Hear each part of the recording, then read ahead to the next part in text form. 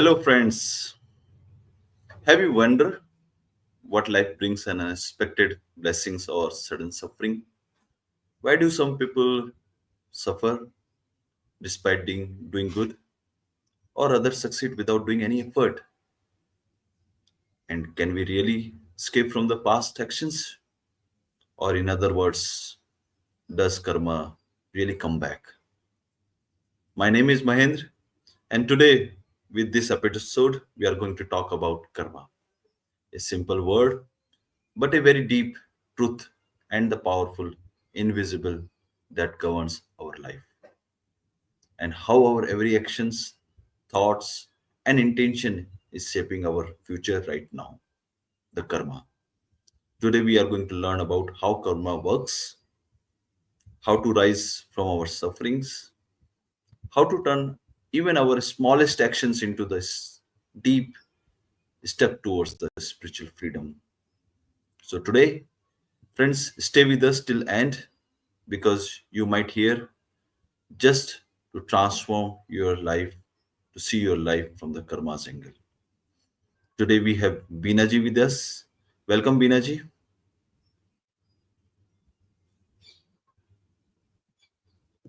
Thank you. Namaste.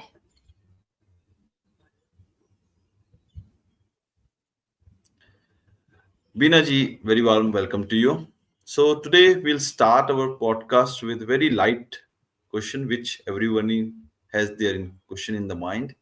What is karma and how it does work? And does it come every time? Yeah. This world and the universe run on one law, karma. Karma means action, but it's not just about what you do with your hands, even your thoughts, your intentions, your emotions, all are part of karma. Every thought, word, and deed creates energy. This energy returns to us in some form, sometimes immediately, sometimes after years, or even lifetimes. Karma is like planting a seed. It will grow and eventually it will bear fruit. Whatever you do, good or bad, it comes back just like a pendulum, swing and returns to its center. Whether it's a ball we throw, a word we speak, or a karma we perform, it always finds its way back to us before any action happens in the world. It brings in the mind, intellect, and our consciousness. That's why spiritual masters say, purify your thoughts and your life will flow. Our inner world reflects into the outer world. That's where karma takes birth. And just like a cow finds its mother among thousands of cows, your karma finds you without fail.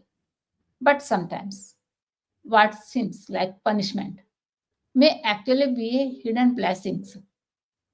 Their intents effort help us see clearly what is good and what is not. So remember that karma is an action. Wow. So our thoughts, our intentions, and what we do from our hands all are the part of the karma, not just what we are doing from our hands.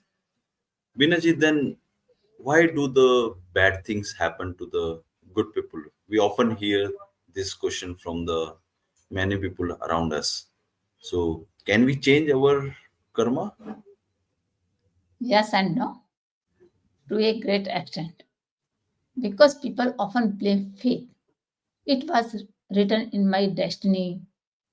But remember, there are three types of karma, while past karma are fixed and unavoidable, may bring certain challenges, can say prarabdha. Our present actions, kriramana, and some are stored and intentions can reshape our future. This is where your freedom lies.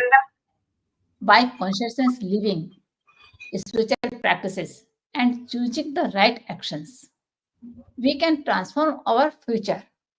Even the bitter fruit of old karma can become a medicine if accepted, if accepted with wisdom. Through self awareness, good deeds, service, and spiritual practices, we can balance and transform karma.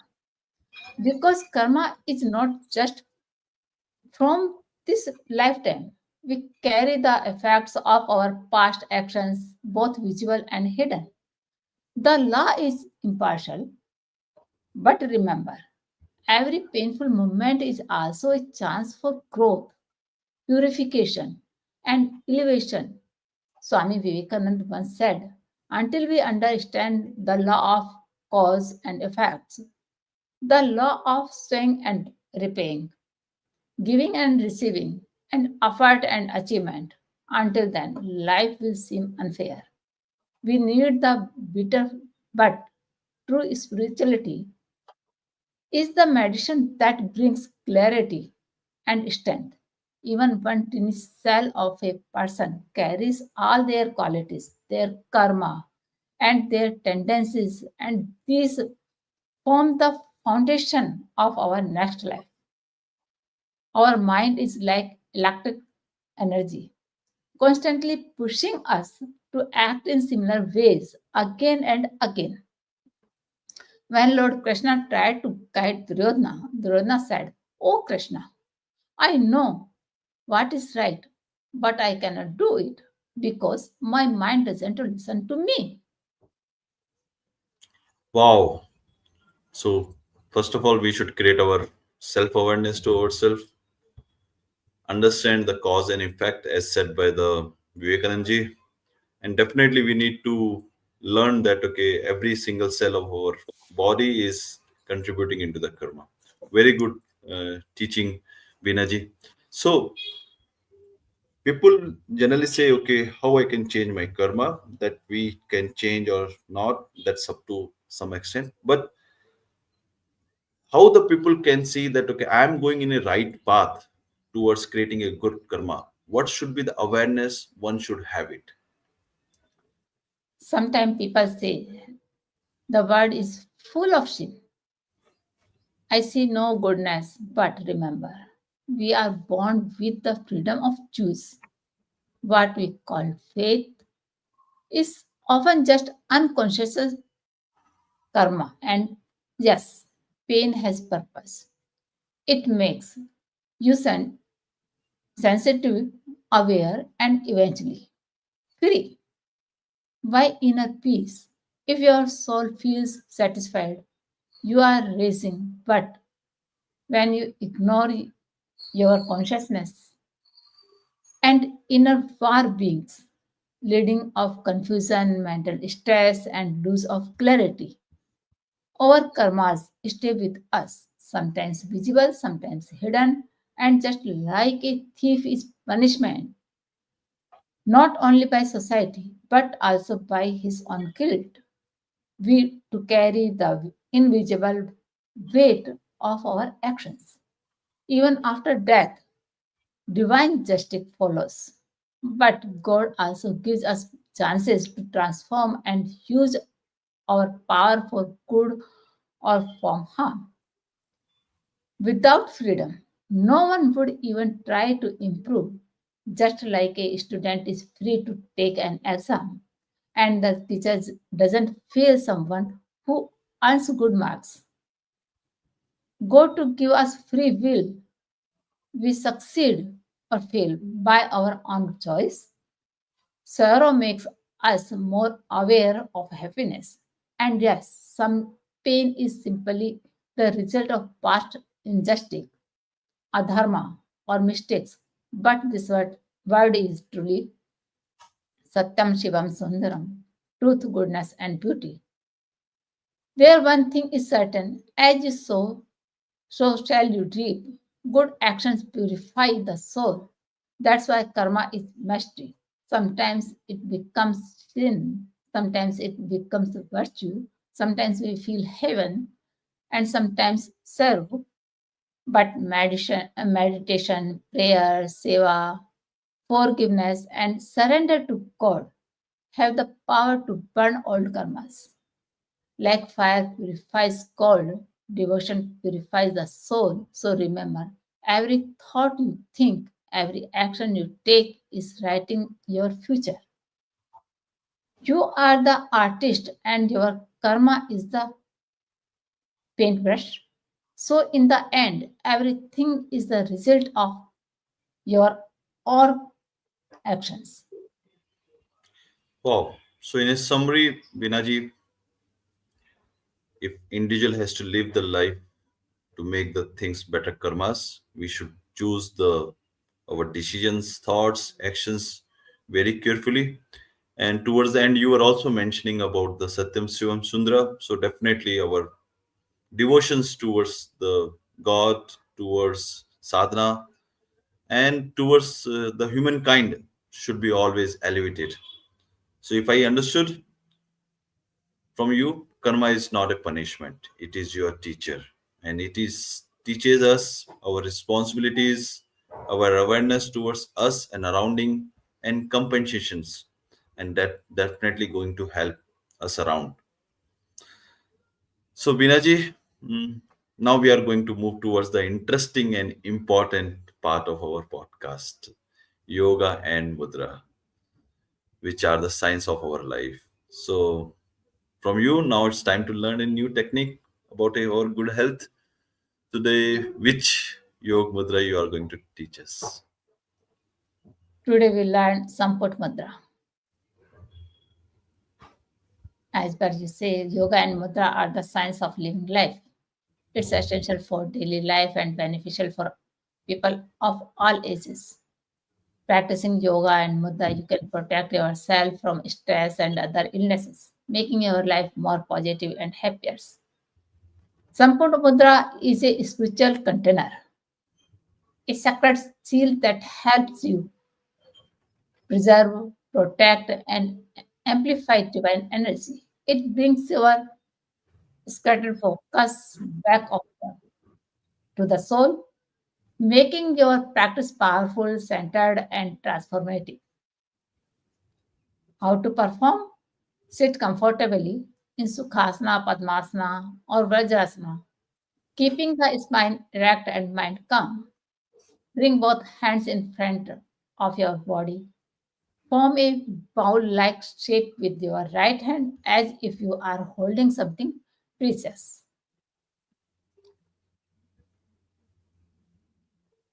Now place the left hand over the right hand, gently covering it without pressing. The palm do not fully touch. Instead, they create a settled space between them. This space symbolizes the contentment of divine energy. You can so clearly in this picture.